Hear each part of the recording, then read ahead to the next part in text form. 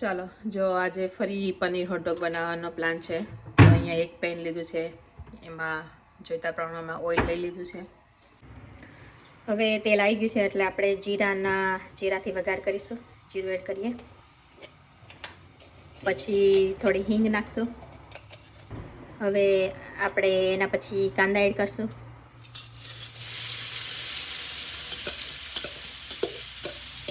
Add કરી અને બરાબર એને મિક્સ કરી દઈએ.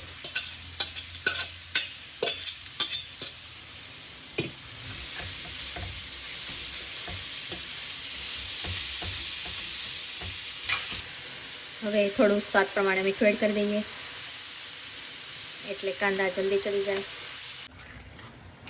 હવે આપણે એડ કરીશું ગાર્લિક પેસ્ટ. એડ કરી મિક્સ કરી અને હલાવી ફરી ચડવા દઈએ. હવે એડ કરીશું મરી પાવડર.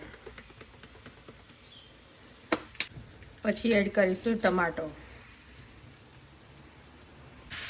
પછી એડ કરીશું ધાણા જીરું પાવડર.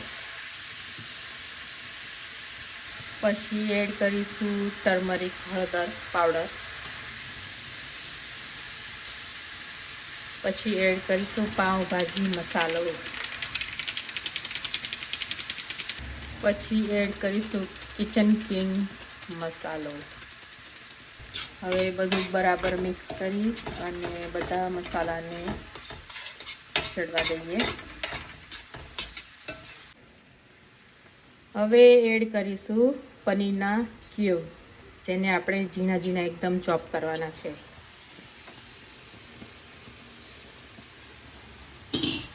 હવે અરોમા કોરિએન્ડર લીવ્સ આપણે એડ કરીશું અરોમા વધારવા માટે.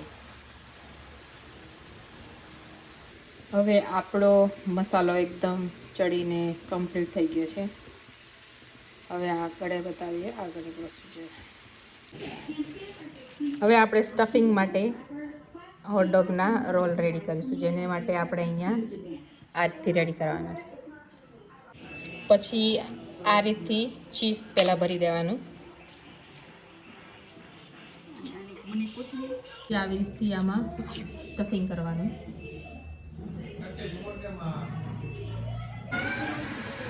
હવે આપણે એક પેન લઈએ, એની અંદર બટર એડ કરીશું. પછી એમાં થોડા કોરિએન્ડર નાખીશું અને ગરમ મસાલો એડ કરીશું. બરાબર મિક્સ કરી દઈએ